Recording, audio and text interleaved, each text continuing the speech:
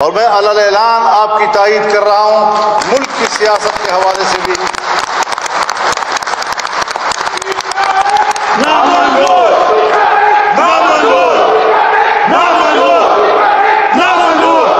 صحافت کی دنیا میں قتلوں کو نامنظور کرتا ہوں اور ان کی آزادی کے لیے آپ کو فانہ بسانا۔ دو عنوان ہیں اس ایک جنگ کے۔ کچھ لوگ ہیں جو نظریات کی جنگ لڑتے ہیں، لیکن ہماری کچھ قوتیں وہ اپنی اتھارٹی کی جنگ لڑتی ہیں۔ ان کو صرف اپنی اتھارٹی کی فکر ہوتی ہے، نہ نظریہ ہے، نہ ملک کی کوئی خیرخواہی ہے، صرف اور صرف اپنی اتھارٹی، نہ اس کی پرواہ ہے کہ ہمارا کردار پبلک کو قبول ہے یا نہیں۔ عوامی رائے چاہے ملٹری ہو اور چاہے ملیٹنٹ ہو، ان کے ہاں عوام کی رائے کی کوئی حیثیت نہیں ہوتی۔ عوامی رائے کو سیاستدان لے کر چل رہے ہوتے ہیں، لیکن سیاستدانوں کو ملکی نظام سے بے دخل کیا جا رہا ہے، پارلیمنٹ کے کردار کو ختم کیا جا رہا ہے۔ میڈیا کے یہاں پر موجود قائدین، ذمہ داران اور بالخصوص ہمارے بزرگ خاتون مہمان جسے ہم خوش آمدید کہتے ہیں، سب سے پہلے تو میں Pakistan federal union of journalist کا شکر گزار ہوں کہ آپ نے یہ اجتماع منعقد کیا اور مجھے اس میں شرکت کا اعزاز بخشا۔ پیکا قانون جب آیا تو آپ کی یونین کی طرف سے صحافی حضرات کا ایک وفد مجھے ملا۔ چونکہ میں خود بھی میڈیا سے کچھ شاکی رہتا ہوں، تو میں نے ضرور یہ کوشش کی کہ میں اس قانون کو سمجھوں، اور اگر اس میں کوئی قابل اعتراض بات نہیں ہے یا واقعتاً کچھ خامیوں کو ایڈریس کیا گیا ہے اور اس کی اصلاح کی گئی ہے تو میں اس کی حمایت کروں، اور اگر اس میں خامیاں ہیں، اس میں قدغنیں ہیں، ناجائز قدغنیں ہیں، اور ایک جمہوری ملک میں، جمہوری ماحول میں میڈیا کا گلا گھونٹا جا رہا ہے، تو پھر میں واضح طور پر ایسے قانون سے اختلاف کروں۔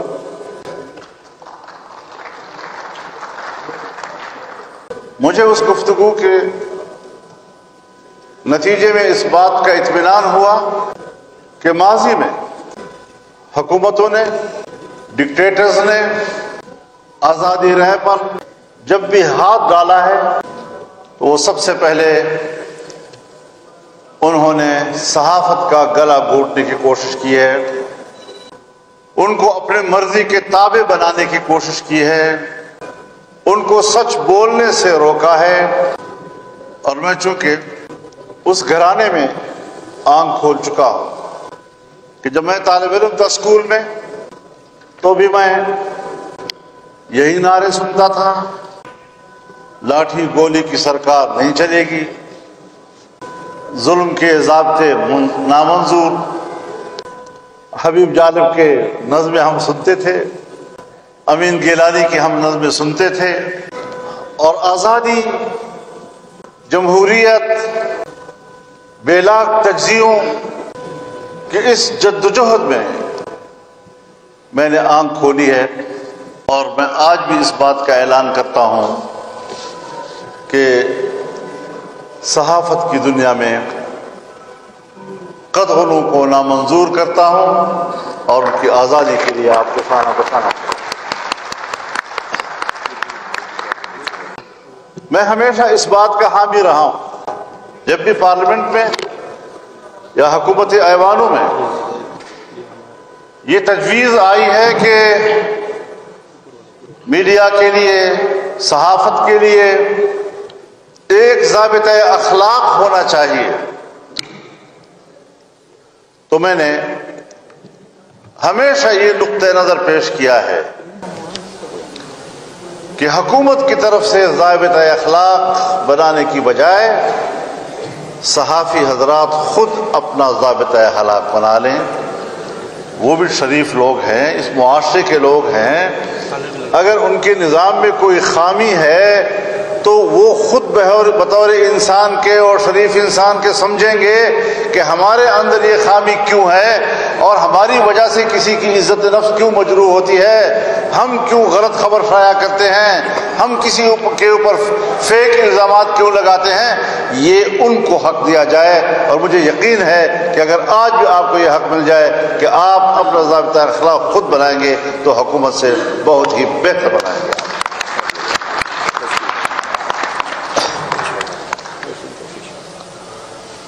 باقی تو ظاہر ہے اسٹیج پر بہت سے اکابرین موجود ہیں، بہت سے لوگوں نے باتیں کرنی ہیں، تفصیلی گفتگو کی شاید گنجائش نہ ہو، لیکن ایک بات ہمیں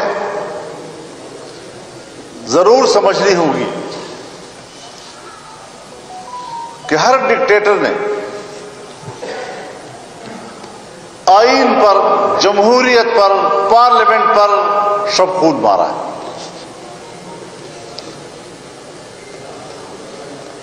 اور ابھی چند مہینے قبل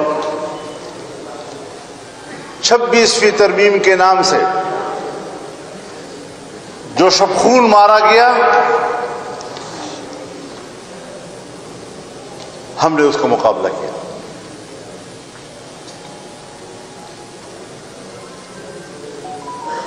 عدلیہ کو اپنی لونڈی بنانے کی کوشش کی گئی،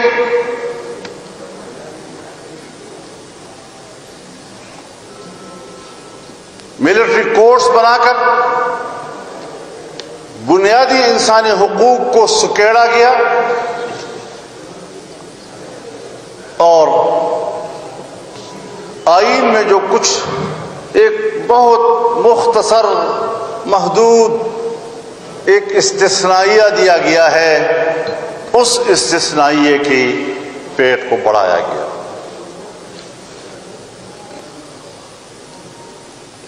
ہم نے اس مسودے کو مسترد کیا۔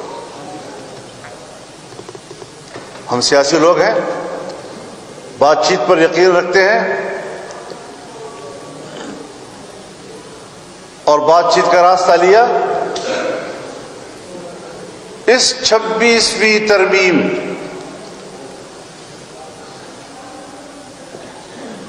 کے 56 کلازز تھے، 56 کلازز، اور ہم نے حکومت کو 36 شقوں سے دستبردار کیا اور 22 شقوں پہ لے آئے۔ ہمارے ہاں صرف ایک فضا بنتی ہے، حکومت مرد آباد کی فضا بن جاتی ہے، پھر اس کے بعد اپنے الفاظ میں اس کی حمایت و تائید کے پیمانے بنائے جاتے ہیں۔ کوئی نہیں سوچتا کہ اس پورے پروسیس کی تفصیل کیا ہے، کہاں غلطی تھی، کہاں ٹھیک تھا، کس کو مانا گیا، کس کو نہیں مانا گیا، اور اس تفصیل کے ساتھ تجزیہ کر کے اس کی حمایت یا مخالفت کی جائے۔ آج مجھے بھی پتا ہے کہ بڑی منصوبہ بندی کے ساتھ، 2-3 مہینے کی منصوبہ بندی کے ساتھ پھر کچھ لوگ انسٹال کیے گئے تاکہ وہ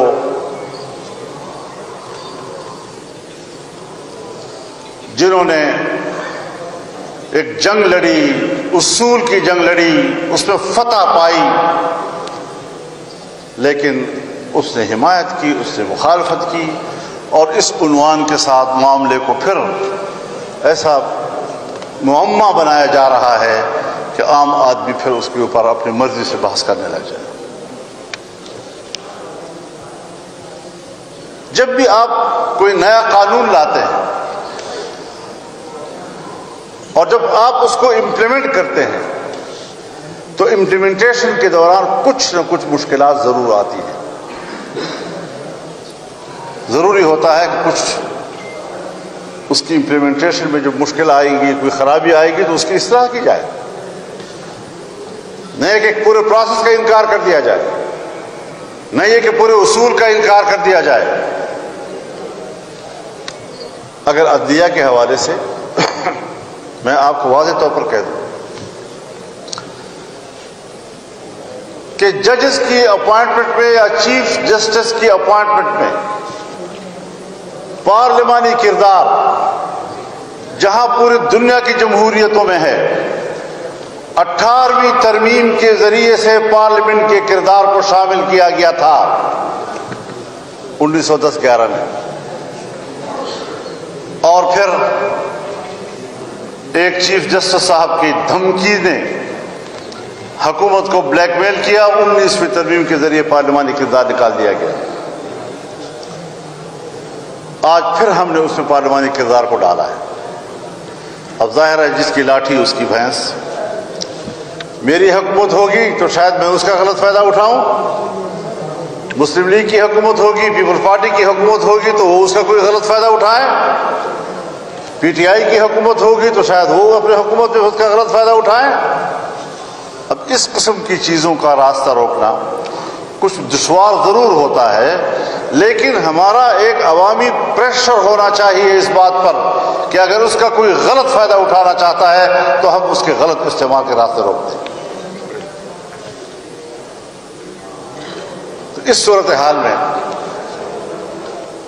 ضرور کچھ چیزیں آ رہی ہیں جو ہمیں بھی پتہ چلتا ہے کہ یہاں پر آپ اندازہ لگائیں، جب ملٹری کوڈ کو آئین کے ذریعے سے ہم سے نہیں منوایا گیا تو ایکٹ کے ذریعے ان کو طاقتور بنانے کی کوشش کی کہ جہاں 2/3 اکثریت کی ضرورت نہیں تھی۔ عدالتوں کے حوالے سے جو چیزیں وہ آئین میں ہم سے نہ منوا سکے وہ اپنی اکثریت کی بنیاد پر ایکٹ کے ذریعے سے وہ اقدامات کر رہے ہیں، اور آئین کے آنے کے بعد پھر سادہ اکثریت کے ساتھ ایسے اقدامات کرنا جو آئین کی ترمیم کے روح کے منافی ہو، یہی تو جمہوریت دشمنی ہے۔ ان کو احترام نہیں آئین کا، ان کو احترام نہیں پارلیمنٹ کے فیصلوں کا، ان کو احترام نہیں 2/3 اکثریت کے فیصلوں کا۔ آئیے ہم اس بنیاد پر بھی سوچیں کہ کچھ تھوڑا سا احترام کر کے آپ اس کو امپلیمنٹ کرتے، شائستگی کے ساتھ امپلیمنٹ کرتے، اور اس پہ قانون کے ذریعے ایکٹ پاس کر کے آپ اس کی روح کو نہ چھینتے تو ایک اچھی پیش رفت اس بارے میں ہو سکتی تھی۔ تو اس حوالے سے سیاسی کھیل بھی کھیلے گئے، اپوزیشن کو تقسیم کرنے کی بھی کوشش کی گئی، پی ٹی آئی اور جے آئی کو دوبارہ لڑائی کی طرف لے جانے کی بھی کوشش کی گئی، لیکن ہم نے پوری دانشمندی کے ساتھ، سنجیدگی کے ساتھ اپوزیشن کو بھی اعتماد میں رکھا، یکجا رکھا، اور ہم نے ایک ایک قدم باہمی مشاورت سے آگے بڑھایا، اور الحمدللہ اصولی جنگ ہم نے جیت لی۔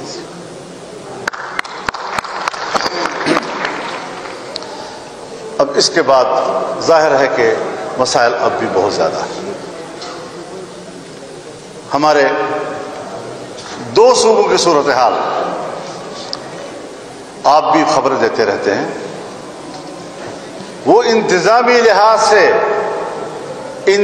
لحاظ سے پاکستان سے کٹ چکے ہیں۔ وہاں پر حکومتی رٹ ختم ہو چکی ہے۔ اس وقت جب ہم اور آپ بیٹھے ہیں شام کے 5 بجے کے بعد، اس وقت وہاں پر کوئی پولیس نہیں ہے، اور مسلح گروہ وہ سڑکوں کو کنٹرول کر رہے ہیں، دیہاتوں کو کنٹرول کر رہے ہیں، محلوں کو کنٹرول کر رہے ہیں، بازاروں کو کنٹرول کر رہے ہیں، اور کوئی رٹ وہاں پر موجود نہیں ہے۔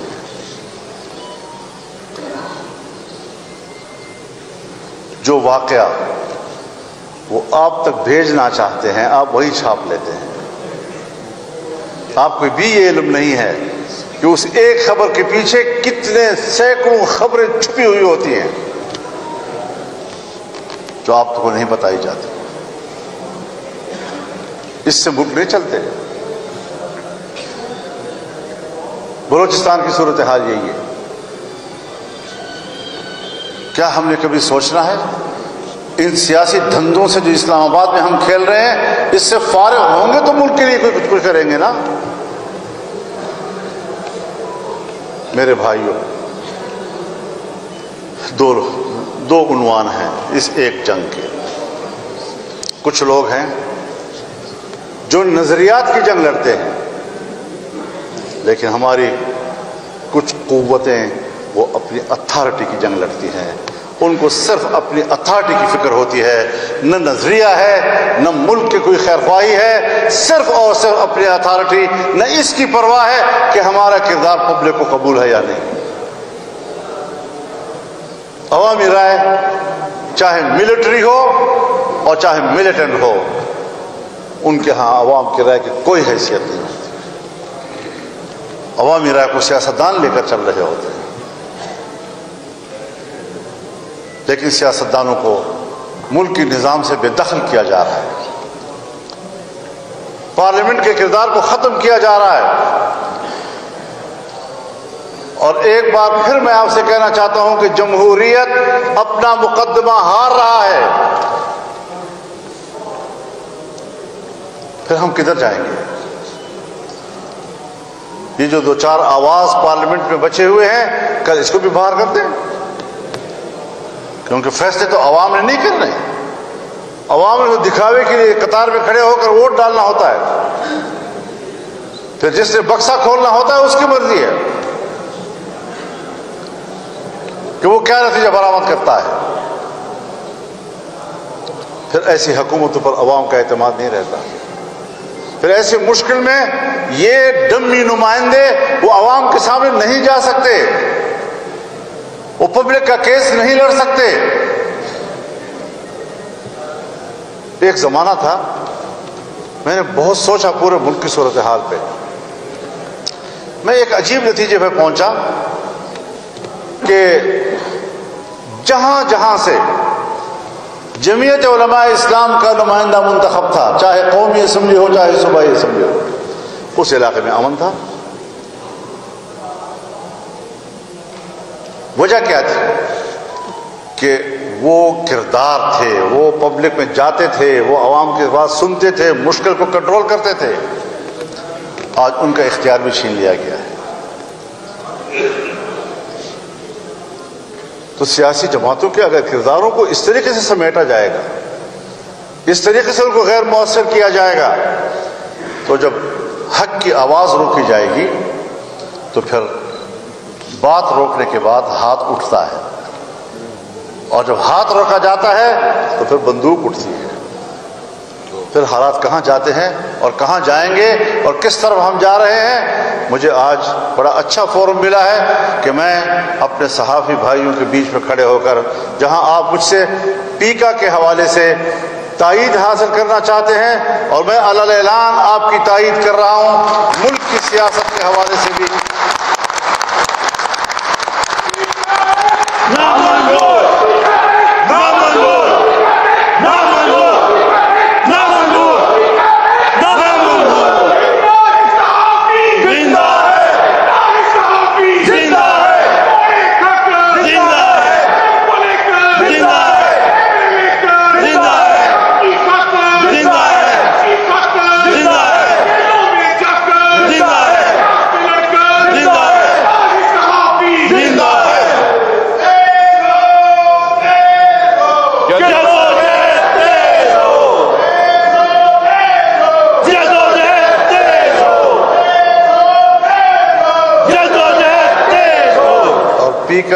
فیکا ایکٹ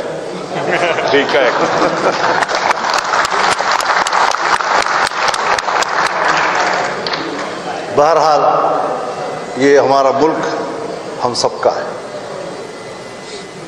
اس کی بقا اور اس کا استحکام ایک ایک شہری کی ضرورت ہے۔ صرف ہمارے اندر خود اعتمادی ہونی چاہیے، ہمیں طاقت کے سامنے مغلوب نہیں ہونا چاہیے۔